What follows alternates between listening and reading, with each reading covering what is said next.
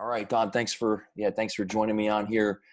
It's been a little while. I don't know, it's been a few weeks since we've done one of these videos, and we've been talking about this as a good opportunity for us to think out loud together and kind of process what's going on. I know one of the important parts of our ministry has been to talk about these topics, not just in a distant kind of objective way, but to talk about things in terms of how we're experiencing things, and to be exercising self-awareness and transparency with hopes that will actually help other people connect well with other people.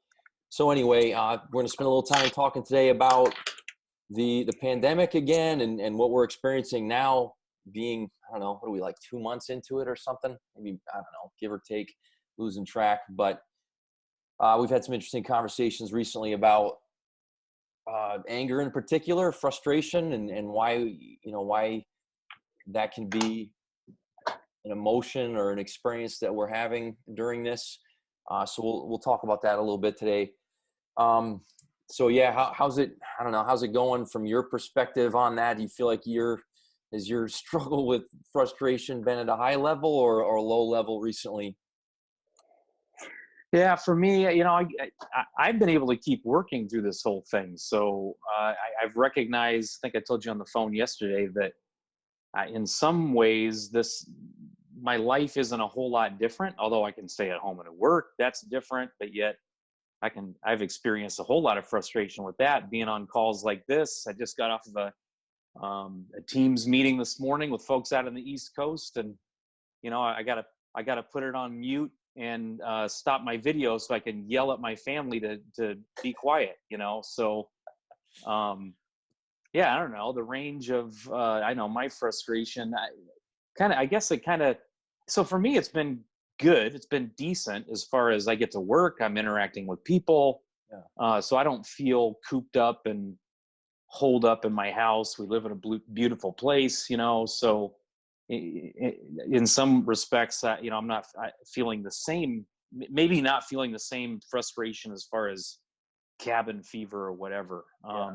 Yeah. I will say I used to be real involved, kind of politically. I don't mean like actually involved. I mean, As an listening to observer, people, yeah. keeping up on stuff, and I was able to kind of separate from that. I still keep up on it. I keep in touch with current events and everything, but I will say that my frustration level has reached a different high level in the political realm. As crazy as our politics have been, the last 4 years, but with this pandemic, I've had a really hard time with, my impression of what, appropriate planning is, or, what is the right information versus, whatever. It's just so confusing and frustrating, if you try to dive in. It's just like nothing makes sense. So I know my frustration level, especially listening to what our governor's done here in the state, and erring on the extreme side of caution based on numbers that I don't necessarily, whether you agree with them or not, you just don't know. You almost don't know which end is up, which Right. way is up. Right. So that's been real frustrating. And I think the main point there is just not understanding or knowing when the end of this thing is, Yeah. which sounds obvious. None of us know the end of it, but I don't know. For me, it just highlights every time I reach seems like the almost breaking point of my frustration or anger. I just realize, again, from a Christian perspective, from our perspective, it just highlights the fact that we're not in control, and either, I know that if I fight against that, trying to control it, even controlling it, how can you control it? I don't know how. I guess just trying to connect the dots, and what it highlights this sovereignty issue, that there's something that makes sense to me, but that's not necessarily what makes sense to other people. Mm-hmm. Mm-hmm. Yeah, right. The frustration peaked for me probably yesterday. I mean, similar to you, I've been able to still stay active and do lots of the things that I normally do. And we've talked about before and joked about, I mean, I'm not the most adventurous guy. Can be happy to stay at home, a bit of a homebody, but I just having the option of being able to do anything and everything I want to do, I miss that. So I feel this weird constraint. And then that's just kind of generally been there. And then this past weekend with the plans we had at church to have a big drive-in service, we're excited about this phase 1 and being able to get together in person again, outside, feeling like, oh, it's supposed to be nice weather. That'll be good in terms of the UV rays or whatever should help kill the virus if that's an issue. Or so anyway, feeling good about that. And going to have a Mother's Day barbecue thing. And I was really looking forward to that. And I know a lot of other people in our church were looking forward to that. So when I saw the more specific guidelines that came out that Governor Inslee released on May 6th, I was really frustrated, man. And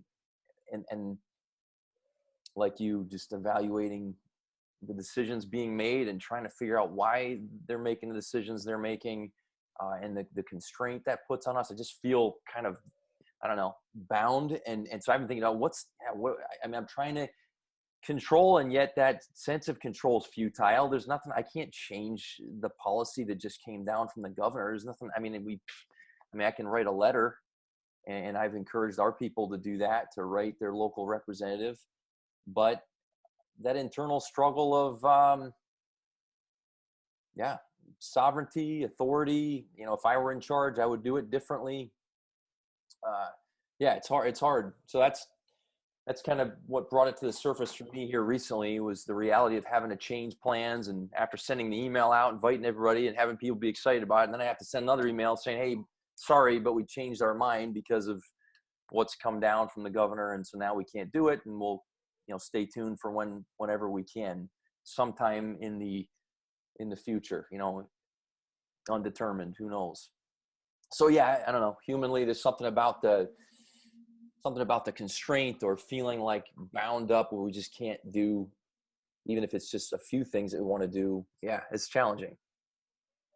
Well, yeah, I just got angry a little bit ago. There's just a brief conversation with Ronnie about needing to go to the store for a few things, go to Costco or whatever. Of course, Costco's making you wear a mask. Where's your mask, man? Gives you, a whole, again, we say control, and I think some people having a hard time understanding or, they grasping what we're talking about regarding control. I guess that it can sound like, hey, I'm wanting to control people and things. From a general perspective, and most people don't believe that is what they're trying to do. So I think it's good to highlight, hey, the control struggle is internally, that with the, match it up with the sovereignty piece, that if what we say is correct, that, internally everybody wants to be their own person. They want to decide and believe, they want to decide for themselves, and they believe that they know themselves the best. They know what makes them happy. They know what makes them sad. They know. And so therefore, I want to choose for myself what is right, what I think is right, and what I think is wrong. And so the control, thinking about the control struggle it's all in your head. Sure, it manifests itself in other ways, and whether it's trying to manipulate or control people. But you think about this, you and I can't, we can write a letter.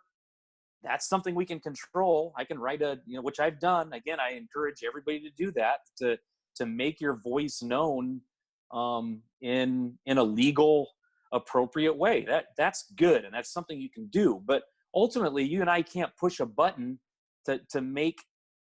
to reason, to have somebody sit across from me and have them believe and know and then act on what I think is right.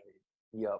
So therefore the struggle is, the frustration that I know I feel, and that's in the way I've talked about it being the fruits of a frustrated sovereign. My fruit of frustration, my fruit that I'm experiencing internally of anger and just all the resultant effects of that, the way I treat my kids and family here at home because of that, that's the fruit of my sovereignty as a result of me inside. Just, I don't know, would you say that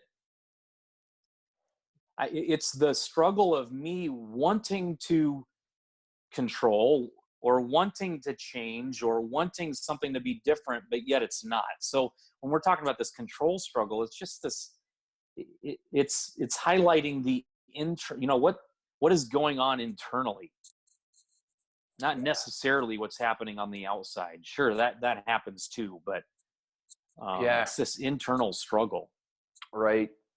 And that explains why, even though circumstantially nothing's changed, there's times when I can be at peace. I can be working on my school project. I can be counseling people online, doing other things, preparing messages, whatever. I can be doing that and be fine, just caught up in my work, distracted, not struggling with frustration. And then other times when I start to, usually for me, it's after I've, on a daily basis, I stop, I read the news, and that is usually what sends me spiraling into frustration.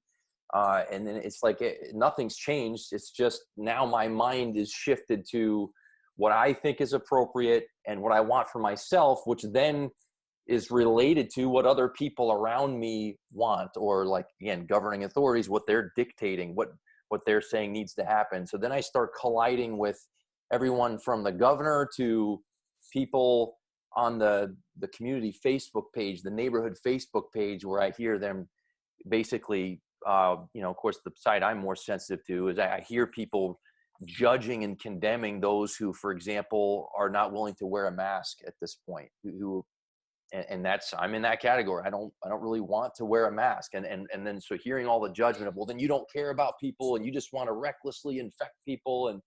And then I go to war in my head. Thankfully, and a lot of times it's Jill who prevents me from getting on those forums and trying to engage people, because it's just fruitless. But I go to war in my head with people. So as I'm thinking about even anger, where's my anger directed at? I mean, for me personally, a lot of times, man, it's directed at people. And most of the times people I don't even know. It's just somehow, some way, the perspective people have is a threat or a perceived threat to me and what I want. So yeah, that's that's one of the ways I'm experiencing it. Well, maybe this will help people understand that concept of self-sovereignty that we keep talking about. We've talked about this in Sunday school or in conversations, that this sovereignty thing is, you picture it like we're, each individual, it's like me wearing that big inflatable sumo costume thing, and you're wearing one too. And that represents me and you and our, and everything that goes into me and you, which involves our beliefs, our thinking, our opinions, our biases, and everything else. And, from a human perspective, it's all different. I mean, we intersect with each other with appropriate belief. I mean, with what I think is appropriate, or what I think is good, what I think is, whatever, good, moral, beneficial action, whatever, you name it, that may intersect with some things that you think, we have some commonality in some of those places, but in a lot of other places, you picture, those two sumo, big, funny looking costumes kind of bumping into each other and colliding. That's what's happening in our heads all the time. And you just gave the example of, hey, there's people that believe. Now think about the different ways of thinking. Yeah, I have a reaction when Costco tells me I have to wear a mask. Yeah. Okay. And there's all kinds of reasons behind that. One, I, in just my personal opinion, I am skeptical as to how much that actually helps this situation. Right. Okay. And then there's just the typical, being an American and somebody's telling me something I have to do that I don't want to do. There's just that. Okay. That highlights the sovereignty, the individual sovereignty thing. Don't tell me what to do, or ask me to do it, or maybe there's a nicer way of doing Yeah, it. When you if you ask me mandate it, nicely, I might put it on. But when you tell me I have to, dang it, no, I'm not. that's right. Even if I think it's right, if you Not tell only me I am I have not going to, to wear it, I'm going to deliberately cough at you now. Yeah, no. I'm going to run around and tear people's masks off of people. But if I don't like that, let's say I disagree with it, and I have lots of alleged valid reasons to not wear a mask. Okay, well, think about the person's perspective that first of all, so I've got my beliefs, opinions, views regarding that, and that represents me and my sumo outfit, my little kingdom over here. Well, then you've got somebody else who believes everybody should wear a mask, and they've got similar beliefs and opinions that back it. And look, if you can think of it from a I don't know, a positive point of view rather than completely negative and conspiratorial and everything else. Hey, I know people who are generally scared. Okay, they are genuinely scared of this virus, of what could happen if they get it, or maybe they're scared that they could be a carrier of it and they take it to their dad or their mom or their grandparent or whatever. They're genuinely scared, Right. or fearful or careful, and so they, in their mind, due to the information that they've gotten, they believe it's appropriate for everybody to wear that. And they could honestly say, and I believe that's for the good of everybody around me. Okay. And it doesn't necessarily trump what I think is appropriate, but now you take those two different points of views, and especially when we're wrestling with them in our head, again, the struggle is mainly internal as far as the conflict you and I are having with other people. It's not like we're having it blatantly, but it begs the question that you've talked about, over the last year or so, with the idea of, can I trust my own thinking? When I'm struggling with another person that doesn't even know that I'm struggling with them, and I'm casting judgment, I'm condemning, there's a lot of assumption going on. It's same with our politicians. Right. I can think about people. Oh, go ahead. No, I was going to say, that's what I appreciate when you and I talk about these things. We both have our leanings, like politically, and our views, and you and I are pretty close, it seems like, in how we see things. But I appreciate when we're talking together and these thoughts are coming out loud. I mean, there's even the perspective you brought of the person who says, so let's say like the pro-mask camp. It's almost like these two camps have formed. The mask has become kind of emblematic of the divide, right? So there's the pro-mask camp and there's the anti-mask camp. Now that's a oversimplification, but that's kind of how the community kind of is falling into one or the other. But to hear you say, hey, you know what, let's slow down for a second, even though we have our own perspective and we tend to knee-jerk react, like to actually try to consider the other person's side, to say, hey, look, they've got legitimate fears. And truth be told, Don, and the amount of people you talk to, the amount of people I talk to, we know that everybody is afraid of the virus to some extent. Everybody is afraid of the economic damage to some extent. Everybody's afraid of the government overreach, I think, to some extent, other than perhaps the governor of our state. Everyone else is somewhat concerned. Now there's huge variance in that, but there are some really deep-rooted commonalities that, anyway, I just appreciate how when we're talking through these things, and it's part of how even we understand spirituality. I mean, like, we talk about the truth together, and kind of light is shining a bit, and we can be a little bit freed up from that narrow tunnel vision of my perspective. And that's where, again, so you bring up the question, can I trust my thinking? I mean, in certain respects, absolutely, you can trust your thinking. But when it comes to some of the most important realities in terms of relationships and the areas that manifest frustrations and anxiety and all the other things that plague us, I mean, those are related to deep-rooted feelings and beliefs that it's probably healthy to challenge. So I appreciate, and that's one of the reasons we record these conversations is for the benefit of other people too, to invite other people into this, to say, hey, look, maybe there's an opportunity here to slow down a little bit with all of your presuppositions and your dogmatism. Slow down a little bit, calm down, and let's try to think together in a little bit more balanced way. So anyway, I appreciate what you said already, and even again, I think we can all go down kind of the conspiracy theory paths, and people on the right do that, and people on the left do that too. Any feedback regarding when that? you were just talking about that regarding having a more balanced view, I guess I would encourage people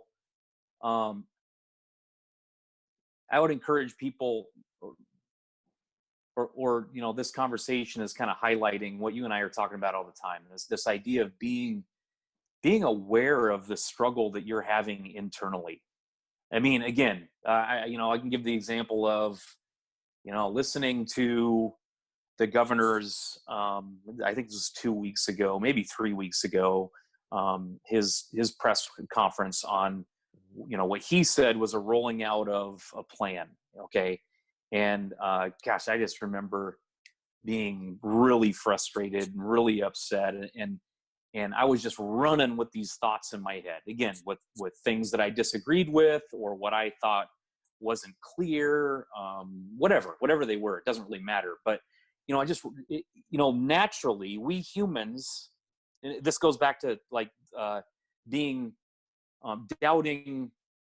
What do we just say? Doubting ourselves to a certain exercising extent. like some healthy self-doubt, right? Yeah, the healthy version. Can I trust my thinking? That's the thing. Can I trust my thinking? Well, look, you and I humans automatically trust your thinking. You believe you're right. I believe I'm right. And we talk about this all the time. We act on what we think is right. And it's not necessarily something I have to decide. It's not like I'm sitting there with the decision to go, okay, should I go this way or should I go this way in my thinking? No, when you think you're right, or you think somebody else is wrong, or I don't know how else you want to, explain that, but we just run with it. I mean, that's where condemnation comes from. That's where judgment, all the fruits of a frustrated sovereign, frustration, anger, impatience, anxiety, depression, condemnation, all of those things are fruits of a frustrated sovereign that just happen as a result of me making a judgment about something. Okay, so what I'm talking about in this is, and again, something we talk about all the time, is when I recognize that's what I'm running with. So when I'm like extremely frustrated with what I'm hearing from a politician, and I'm just running with that in my head, well, I'm assuming a lot of thoughts about them that I don't even know that are true or not. Right. I don't know the basic. I don't know what Governor Inslee is struggling with. I don't know if he has a wife or a kid or a parent that's sick at home that he's scared to death that person's going to die. That might be the case. Right. Okay. That doesn't mean I have to agree with him at all. Right. Okay. I could think he's taken, I mean, whatever. I can completely disagree with him. I can agree. It doesn't really matter. That's not the point I'm making. The point is having a little bit of self-awareness that says, wait a minute. One, I don't even know the information that I'm assuming I know, and I'm running with as far as, the condemnation and the judgment, or just my flat out anger over, being controlled by the government, or whatever you want to, however you are experiencing that. But I'm making a decision in my head and acting on it. That's why I have frustration and anger, and I don't have the full picture. We talk about that. We've talked about it for 3 years in Sunday school about, what we humans do in our head. And so what I want to encourage people, and really the only time I experience a little measure of peace is in the middle of that tirade that I'm going on in my head, either figuratively or literally. I'm able to go, oh, wait a minute. I get interrupted. And again, how does God do that? He does it in all kinds of different ways, whether it's somebody I'm talking to on the phone, or whether I look outside or I am outside and I'm looking at the trees, I'm looking at the lake, I'm looking at, the baby geese that are out there right now. And I take a deep breath and I go, okay, wait a minute. What? I mean, I can't change anything here. And It's not just, I can't change anything like, oh, well, I throw my hands up in the air. No, from our perspective, it's, wait a minute. I must have forgotten for a little bit, and thank you, God, for reminding me that you know exactly what you're Yeah. doing through You're this. you're God and I'm not, and I don't have to bear the burden of the weight of the world on my shoulders, right? Like I said earlier, and I wasn't thinking this way earlier when I said it, but now it's occurring to me that when I'm just caught up, preoccupied with my work, what's right in front of me, what my responsibility is to do in my job and in my relationships with other people that I actually have like direct impact on and direct relationship with, like the stuff that's right in front of me, when I'm there, that and it has its own set of frustrations, but it can be a healthier place versus when I start watching the news, which I'm going to continue to do because I think we need to stay informed and remain vigilant and so on. But when I do that, the temptation that comes along with that is when I start to kind of put, like, I feel like I got to police the world, man, starting with my my little community of Tumwater Hill and then expanding from there. Like I've got to now be the sheriff and police the world and weigh in on all these things. Um and I don't know where we're never going to strike the perfect balance, but I know for me, that's when I start to really feel that weight. And as you said, the little interruptions, however they come about, those interruptions that remind me, hey, you know what? You're not God. And that's good that you're not God. You can chill out a little bit and just kind of stay in your lane and do what's in front of you to do. And as of right now, our needs are met. And even when it comes to the church, okay, we can't meet in the way that we want to meet this weekend, but we still have ability to connect with other people. There's online tools to do that. And one thing I keep hearing from people is, well, it's not the same. And I agree, it's not the same. It's not, there's something that diminishes in terms of the quality of that. But the fact of the matter is we have these freedoms, and that's great. And I want you to say, if you'd say more about this, because when we talked about this yesterday, I found this encouraging and helpful too. But the idea of like running with the conspiracy theories. So if we start to assume, well, we live in this liberal state and they're trying to shut down the church. They're trying to silence the pastors and the leaders in the church. And we talked about how, ironically, I mean, if we're not careful, if our skin is so thin that we are immediately jumping to that conclusion, the irony is, like, we almost start to create that which we fear, because we have this exaggerated backlash, this unnecessary exaggerated backlash against the authority, which then is only going to escalate things. So as we think about this from a perspective of even being church leaders, I feel like there's some balance we can bring, once again, under the same heading of doubting our own thinking, doubting our own authority. There seems to be a healthier way of even thinking through what has happened with the governmental control at this point. Not to say that we might not come to a place where we do have to be a little bit more active, but or reactive or proactive in opposition. But yeah, can you talk to that? I mean, in a way, maybe I said what, I don't know, maybe I said it all, but yeah, what are your Yeah, thoughts? well, back, and maybe you can remember specifically what was helpful in our conversation yesterday as we talk a little bit more. But I mean, I see stuff that people are posting online, and as far as expressing their viewpoint, their opinions, especially from a conservative right Christian point of view. Mm-hmm. There can be the tendency of an immediate knee-jerk reaction. I mean, use the example of, the document that you received just this week regarding specifically outlining what a drive-through service looks like. On your first glance, well, maybe I should say this: there can be a knee-jerk reaction from the conservative right Christian side, especially devout conservative Christians that immediately believe. This goes back to the doubting, or at least being aware of your thinking and trying to maybe be skeptical of it a little bit, or analyze it a little bit. But there's an immediate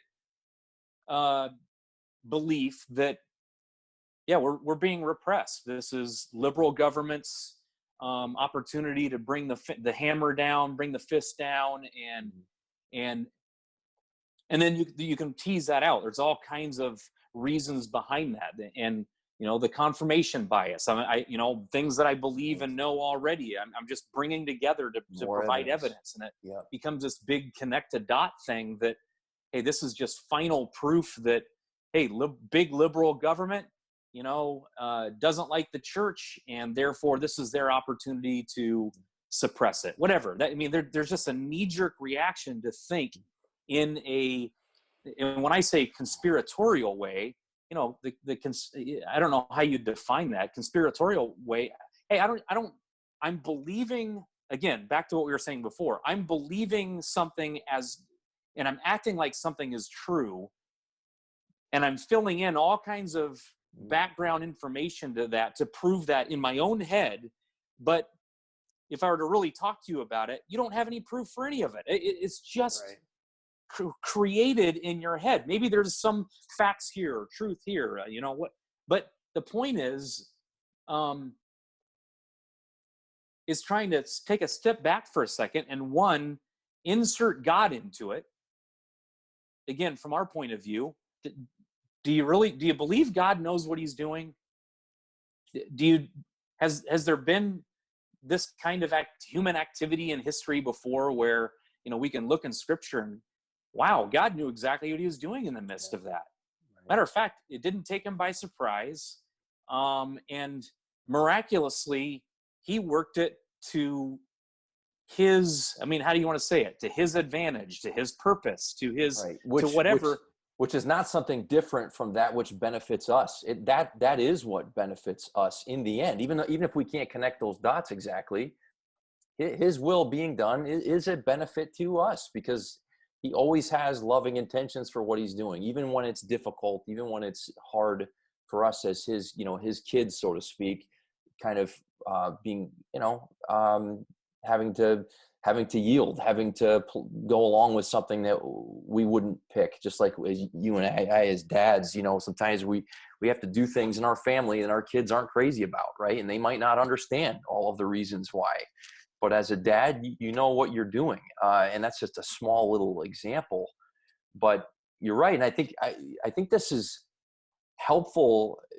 The way we're talking about this is applicable to everyone, regardless of what side you are on this issue. You can take the mask thing, whatever side you are on mask wearing, how you view that, or any other one of the little buzzwords today. It doesn't matter. This is broadly applicable. Every human being, kind of to use the same language, every human being is a conspiracy theorist, right? We all have these ways of thinking about other people's, we're sort of like judging their motives, thinking that we know their motives. And then we, from those assumptions, that sort of build and build and build. And we just, like you said, the confirmation bias phenomenon, where we're just always looking for ways to confirm that which we're already predisposed to believing. That is a human condition issue. And when we talk about, like, okay, inviting God into it, not as if he needs our invitation, but just like recognizing, acknowledging God's part, even though we don't see exactly how he sees and we're not privy to everything that he knows, the exercise itself is a relief. Just to be able to say, you know what, I don't know it all, but there is a God who does, and he's in control. And maybe one last thing about that is that just comes to mind is when, Jesus says, hey, he's preaching the gospel of the kingdom, right? The kingdom of heaven is at hand. And what does that mean? How is it good news? How is it gospel good news that there's this other kingdom?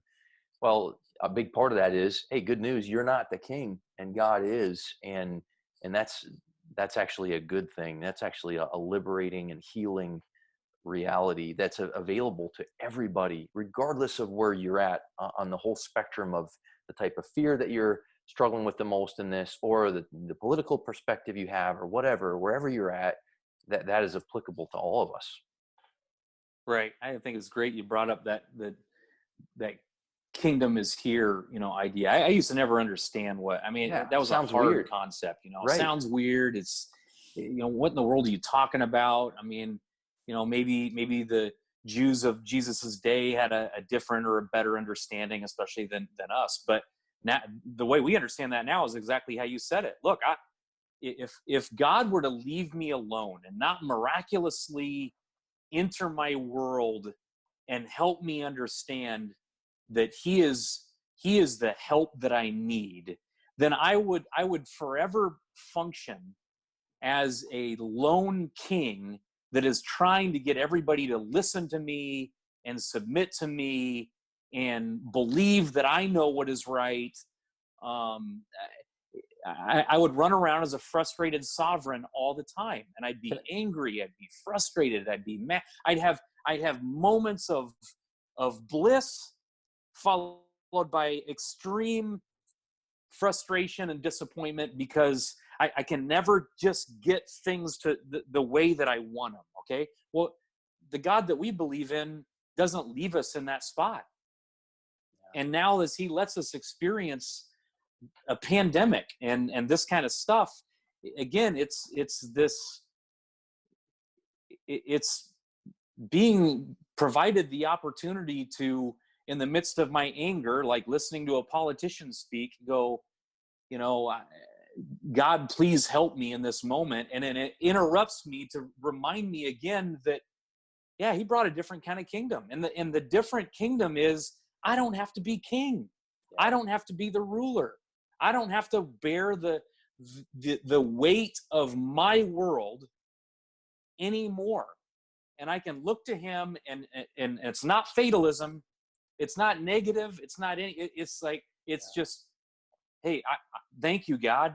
Thank you for reminding me that, hey, you know what you're doing for me and my heart and my life. You know what you're doing for every member of my family in the midst of and through what I'm experiencing now and whatever it is I'm going to experience. Yeah. And it provides, again, the opportunity that we keep talking about for hope, for comfort, for peace, that it doesn't take away even the disagreement that I still may struggle with in my head with people that I'm not even talking about, as far as politicians or whatever. It doesn't take that away, but it does take the edge off. And it provides the opportunity, again, to be reminded that I'm a creature that was literally created to be in need of my Creator's help. Yeah, it's interesting. You and I have talked about this a lot before too, but in the psychological community, they're using terms like self-awareness and emotional intelligence, and they're saying, hey, this is the path toward a healthier existence. This is the path toward a healthier life, is exercising some self-awareness and some emotional intelligence. And it's similar to everything that the Bible has always been talking about, which is seeing the truth according to who God is, and seeing more clearly his perspective, and being students of our own hearts. I mean, the Bible talks about like knowing our own hearts, right? Like out of the heart proceeds all the most important parts of life. I mean, that's what the Bible is referring to. And that's a great relief to us to be aware of and to exercise a little bit of healthy self-doubt concerning the things that plague us the most, bother us the most, get us all, freaking out and fired up, right? I mean, and let me just say along with that, another way of kind of illustrating how necessary that is because humanly, the human plight, apart from an intervening God, is really dreadful. And a way to get at that is, so it's one thing to say, hey, there are these two sides of the political aisle when it comes to this thing. There's the conservative approach and the liberal approach, or the traditional versus the progressive. And there's we could take the mask as emblematic, and people who are anti-mask and people who are pro-mask. There are those ways of sort of, use a big word, bifurcating, like dividing it out, right? But what you're saying about this pseudo sovereignty, there's no end to the number of opinions that a person has. So for example, you might find a team that you can align yourself with. You can jump on the pro masks, stay home, stay safe, and save a life. You can jump all in on that side and say, I have a team. But here's what is true. Okay, this is an unfortunate truth in some ways, but if you spend time, like close, intimate time with every one of those people on that team, guess what? You're going to bump into an endless array of other areas that you differ from those people. And if given enough time, if your side wins the day and the only people left on earth are your side, guess what? You're going to have a whole host of new things to fight over, because every one of the 7+ billion people, we all have our own perspective that's very detailed to who we are, how we think, and what we want. And that form of autonomy or self-sovereignty can only be, in the end, destructive relationally. And though there are times of like this false sense of peace when I'm on a certain team and I feel like there's some unification, it really is way more fragile than we tend to realize. So when we see clearly like the plight of the human condition, it actually awakens us to our need for a God who touches down in this world and says, hey, everybody, good news, I'm the king. And when I open your eyes to see as I see, I bring along with that perspective, I bring you love, I bring you peace, I bring you unity. That's something that none of us are going to be able to create, man. That's part of what's driving this whole thing, is people are trying to create like health, individual health and health of other people, and then relational health. I mean, that's what people are striving after. And it's like a fool's errand, man. No, that's right. I mean, and if anybody listening to this, can be honest with themselves about that aspect of, I mean, think about the closest person that you've ever been friends with or loved, or and especially early on, whether that's a spouse or some really special friend. I mean, I'm thinking about how much the reason I had such a good relationship with them is because of, more than likely, how much we resonated with each other regarding a certain whatever, certain belief or a certain like. It could be sports, it could be fishing or hunting or whatever. And there's this just super strong connection that you think can't ever be broken. And if you're honest with yourself, and if you can really think about any relationship that you've had like that with a person, hey, when did that go south? I mean, I don't mean it has to like be ruined. I have friends that I've been best friends with for decades now. Okay, they're still an incredibly close friend with me. But yet I can think of those people specifically in my mind to where there's been days where I've not liked them very much. Right. I've been really angry at them, and there's been times I've even said, "Yeah, forget this. I don't need." Now, I don't. That sounds terrible, but I just mean, like you just said, there is no end to, call it kingdom building. Again, people have a problem with that because they don't see that they're building a kingdom. But there is no end to, me trying to pursue peace or love or comfort in my own strength due to me trying to have a certain convince somebody of a certain pathway to peace or comfort or hope, to where when they disagree with that, or they counter that, or they reveal something that really is annoying to me, there's no end to that. Right. So if left to myself, I only get fleeting glimpses, tiny glimpses of hope and peace that is never going to be ultimately fulfilling. I mean, that's where you see all these funny memes about, basically people, their perfect place is by themselves. I mean, that's why you see those things. That's the logical end of autonomy, man, is complete isolation and independence. You know what I mean? I wish I had an example of one of those right now. I have about 5 of them saved on my phone. They're hilarious. That talking about, how perfect my world would be if only, and it always has to do with the elimination of other human beings. Right. Okay. Right. And then the irony being, when you're by yourself, then it's like, I'm lonely. Where's everybody? I'm lonely, and this is terrible. Right. If only I could have another human being that I could connect with. I mean, so again, it highlights our need for God.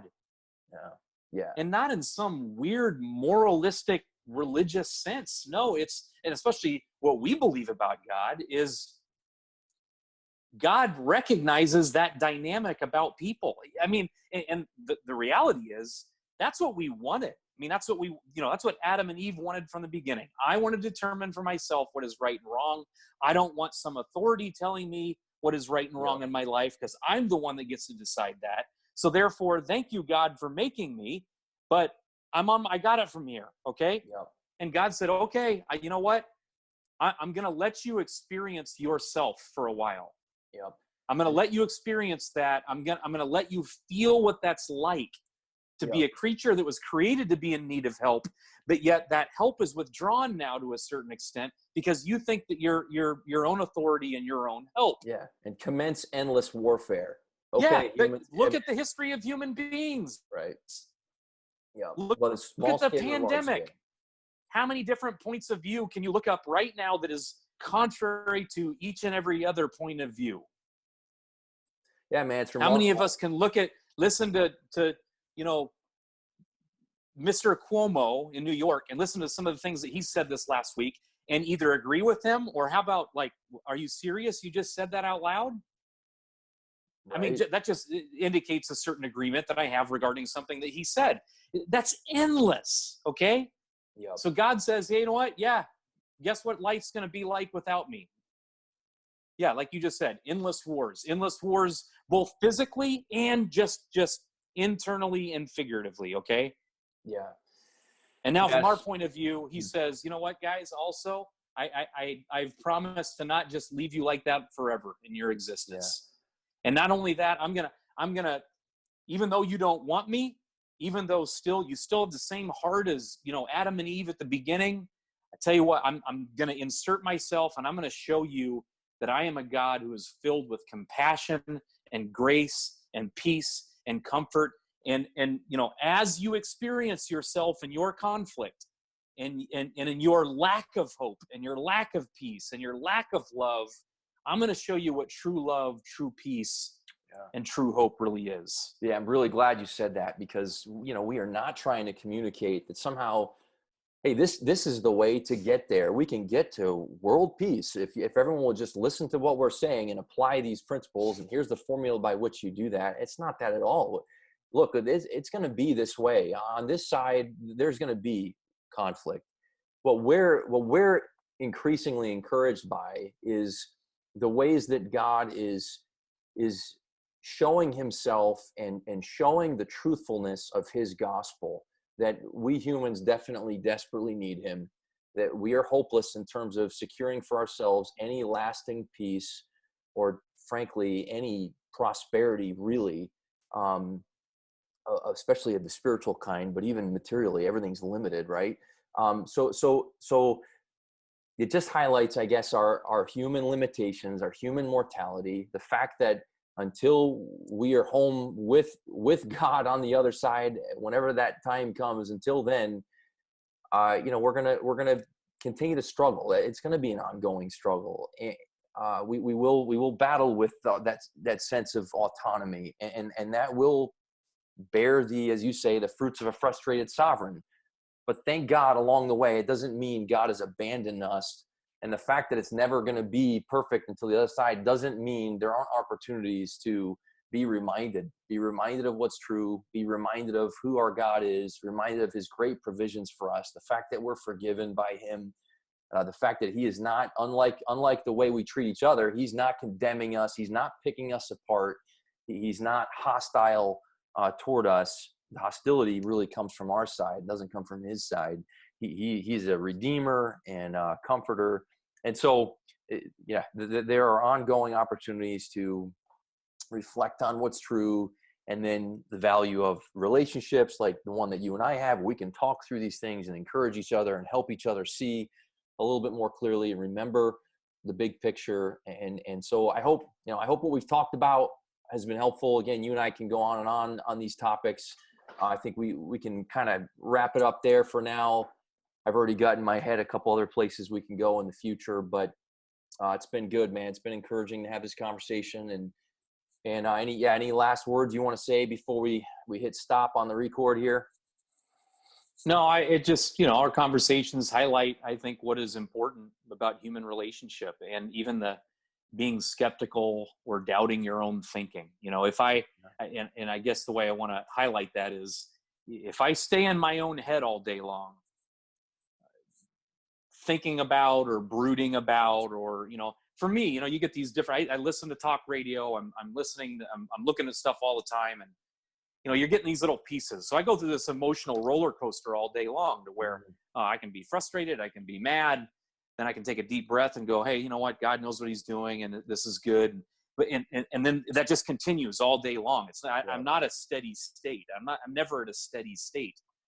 But if I just keep that in here, it's like the stuff just builds up and builds up.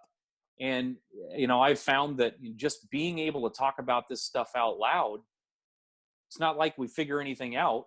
I mean, no, I guess we do figure it out. You know, we're reminded that, hey, we believe in a good God who created us for a time just like such as this, right? So that he can keep reminding us on a by day basis, a by hour basis, a by whatever, that, hey, you know what? He's got this. He knows what he's doing. He knows specifically what he's doing for me. He knows what the outcome of this is going to be.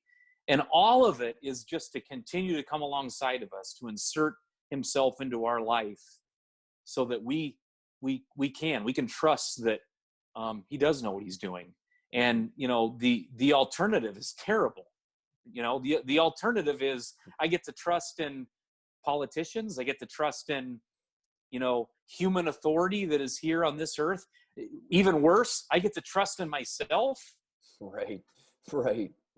What No, are the they? good I mean, news is, what were you going to say? I was going to say, I hope we've all figured out by now, but even the experts don't know what the heck they're doing. They don't know what they think they know, and more tests come out, and then we realize, okay, wow, something was different than we thought it was. I mean, the smartest people in the freaking world don't know what they're doing. They're stumbling along, trying, and they're gathering data and everything else, but it's still unclear. It's still foggy. We're still limited. And like well, you said, so then okay, so what about us? So we don't know any more than them. We know less. Let's say it in a little bit more positive sense. We could say they know what they're Would you doing. want to do that? I mean, the so-called experts, they know to a certain extent what they're doing. But yet, again, the information that they're going on that they think is the appropriate information typically shows itself to be not the right information. So again, it shows the futility of us humans thinking that we're literally just plodding along in this thing called life. I mean, the pandemic is a perfect example. The models, the so-called science that everybody tells us to follow, hey, it's the best information that we have, and it's the only information that we can take action on. And the truth keeps revealing itself in a different way. And all the while, God's saying, hey, guys, I keep telling you that. I keep telling you that, hey, you rely on me, you go on the best information that you have available, but ultimately, we can't control this thing. I appreciate the counterbalance. You continue to be the yin to my yang, with the optimism to my pessimism. You even get the white shirt. You're like the angelic guy today. I get the black, you get the white, so you could be the good guy. You'd be good. There's not one person in my family who would say that I agree with that. That angelic is the character that they would give adjective. Me. Yeah. That's great, man. Oh, that's good.